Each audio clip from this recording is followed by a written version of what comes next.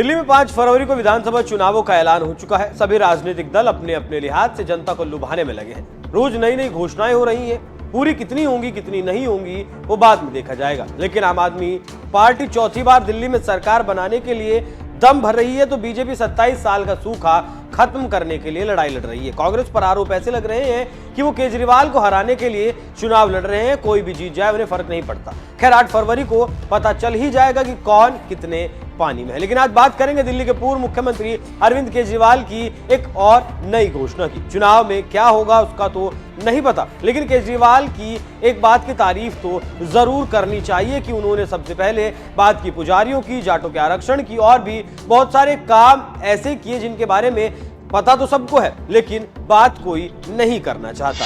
लेकिन एक चीज है जो मेरे दिल को बहुत पीड़ा पहुंचाती है और वो है कि हमारे बच्चे पढ़ लिख के घर बैठे हैं, रोजगार ढूंढ रहे हैं।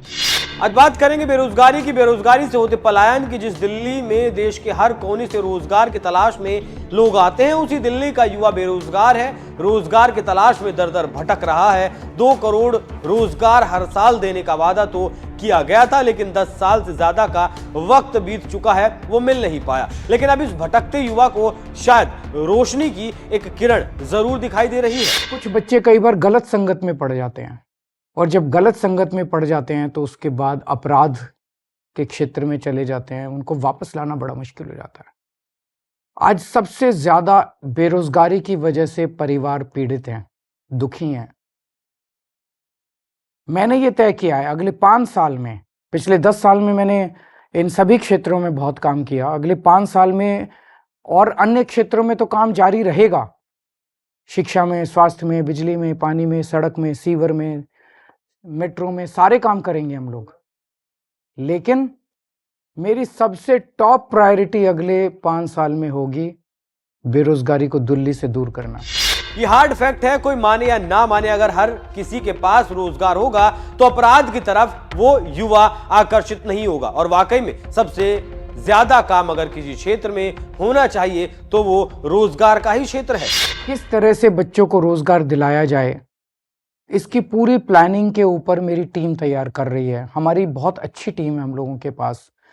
आतिशी जी हैं, मनीष सिसोदिया जी हैं, गोपाल राय जी हैं, जैस्मिन है, राघव चड्ढा है, संजय सिंह हैं, सत्येंद्र जैन है, सौरभ भारद्वाज है। बहुत सारे लोग हैं, कुछ लोगों के नाम भी रह गए जो बहुत पढ़े लिखे लोग हैं, कमिटेड लोग हैं, देशभक्त लोग हैं। इन सब लोगों को मैंने काम पे लगाया है कि दिल्ली से बेरोजगारी कैसे दूर की जाए, इसके ऊपर काम करें। और हम पूरी प्लानिंग तैयार कर रहे हैं दिल्ली के बच्चों को रोजगार दिलवाने के लिए। 2019 में जो कोरोना नाम की महामारी आई थी उसने हर किसी से कुछ ना कुछ छीना जरूर था। किसी से माँ बाप का साया छीन लिया, किसी से रोजगार छीन लिया, किसी से छत छीन ली। लेकिन सरकारों ने उनके लिए क्या किया, इस सवाल के जवाब में मौन के अलावा कुछ और नहीं मिलता। आपको याद होगा कोरोना का टाइम। कोरोना के वक्त सारे बाजार बंद हो गए थे, दुकानें बंद हो गई थी, इंडस्ट्री बंद हो गई थी।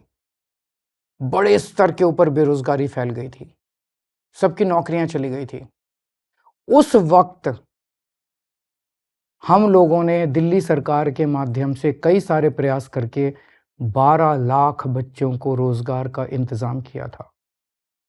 आज पंजाब में हमारी सरकार है। पंजाब में मात्र 2 साल के अंदर हम 48,000 से ज्यादा बच्चों को सरकारी नौकरी दे चुके हैं और 3 लाख से ज्यादा बच्चों के लिए प्राइवेट में रोजगार का इंतजाम कर चुके हैं। तो हमें रोजगार देना आता है और हमारी नीयत भी साफ है।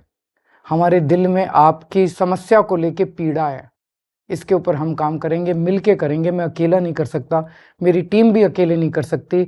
दिल्ली के 2 करोड़ लोगों के साथ मिलके, जैसे हमने अन्य क्षेत्रों में ऐतिहासिक काम किए, मुझे पूरी उम्मीद है अगले 5 साल के अंदर दिल्ली से बेरोजगारी दूर कर देंगे।